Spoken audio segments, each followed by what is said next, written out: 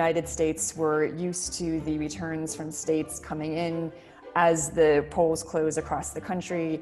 Usually you get exit polls that give you some kind of indication of how people are voting, and usually the race is called sometime that night.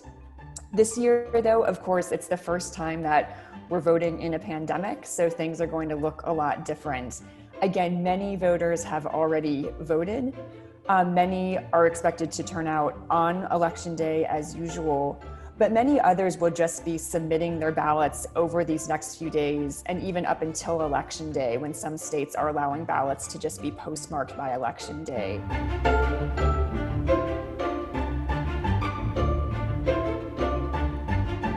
We may have some states that will not be able to make a final call on Tuesday night if they're still trying to count those ballots that are coming in.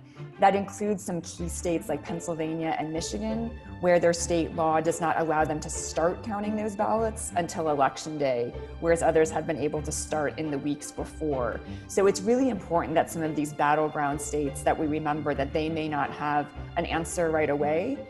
We expect that the exit polls from the in-person voting will kind of swing towards Republican votes and swing towards Trump, whereas those mail-in ballots will probably swing more heavily Democrat. So there's a chance that the initial exit polls that day might point towards more of a Trump victory, whereas when the mail-in ballots are counted, that may push more towards a Biden victory. So everyone's going to be waiting to see. I think a lot of lessons were learned not only in 2016, but also in 2000 when the networks called the election prematurely.